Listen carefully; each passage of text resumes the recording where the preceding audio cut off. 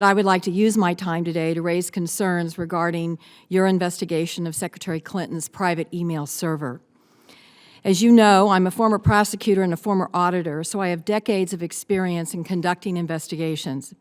I have also conducted oversight investigations since I first got to the Senate, and I have led subcommittees focusing on oversight and investigations on this committee since 2009, including my current position as the ranking member on the Permanent Subcommittee on Investigations. I think I have shown that I'm not afraid to go after this administration and my own party when it comes to investigating complicated issues of national public interest.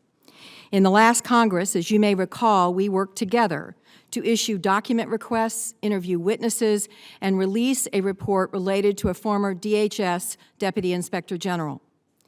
It is because of my experience as an investigator that I am troubled by the recent letters you sent regarding Secretary Clinton's email server. I would never quarrel with your right as chairman to conduct any investigation that's within this committee's jurisdiction. But the letters, which were sent to companies named Datto and SecNap, contain substantial quotes and excerpts from documents received during the committee's investigation. These letters were posted on the committee's website and received significant press attention.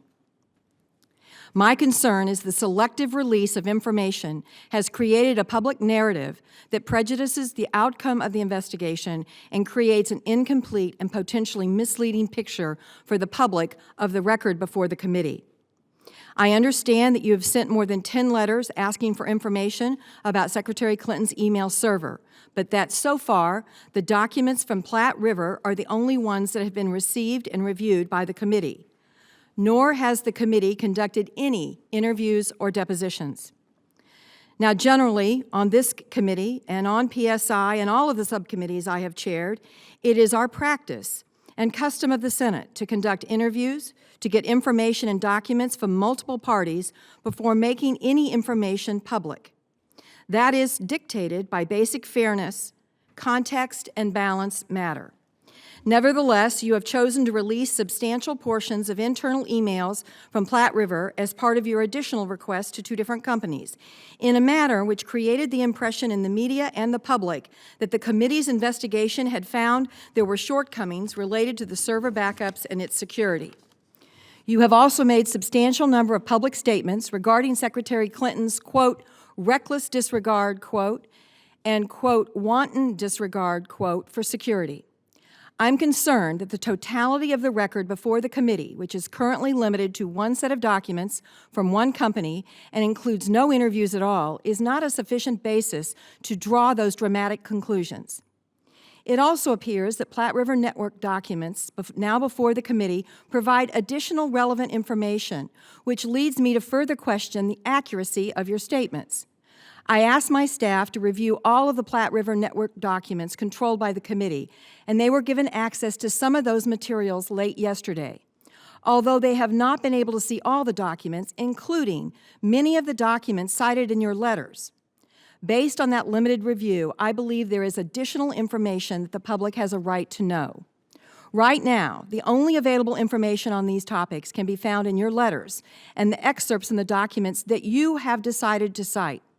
Because those documents and the other materials are not yet public, I am limited in what I can say about them and what they tell us about Secretary Clinton's email server.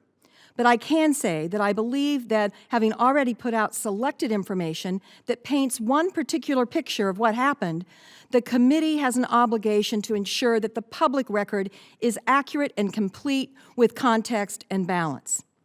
While an argument can be made that all of the Platte River documents should be released, at a minimum, I would now ask unanimous consent to include in the hearing record the documents and emails cited in your letters to Datto Inc. and SecNap, including the complete email chains and all attachments.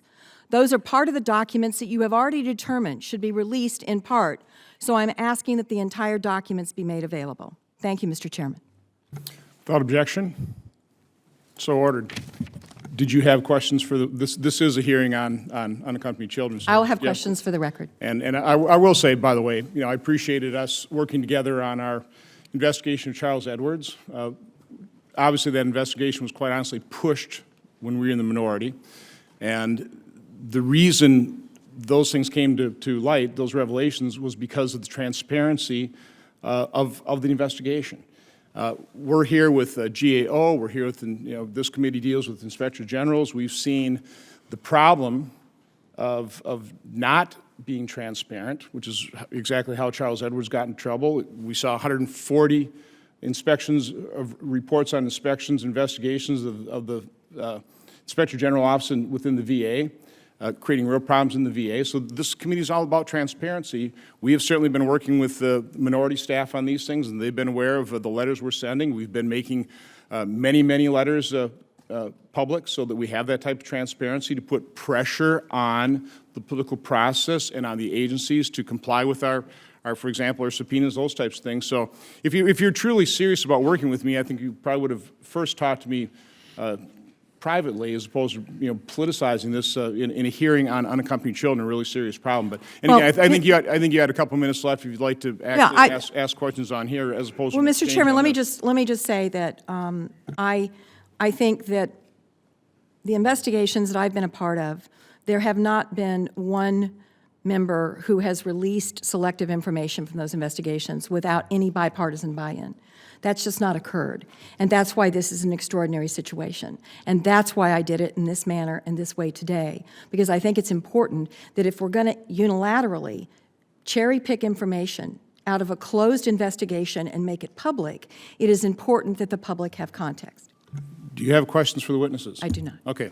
Mr. Chairman, could I just make a very, very brief comment? You and I discussed this over, I guess, last week, and I share the concerns raised by the senator from Missouri. As chairman of the committee, or frankly, as ranking member, we are free. We have staff to do investigative work, and we're free to do that investigative work. And it's appropriate for us that when the investigations are complete, hopefully for us to share information, staff to staff. But it's appropriate, as we discussed, to release that information to the public. What is troubling here is a concern about whether only party information was being released. And I think that the term used by Secretary McCaskill was whether or not it's being cherry-picked. As I've said to you before, in terms of the Secretary Clinton, who I've served with, have great respect for. The person that I will support for president, if he announces, is the vice president. So I'm not in this for trying to support or promote her candidacy.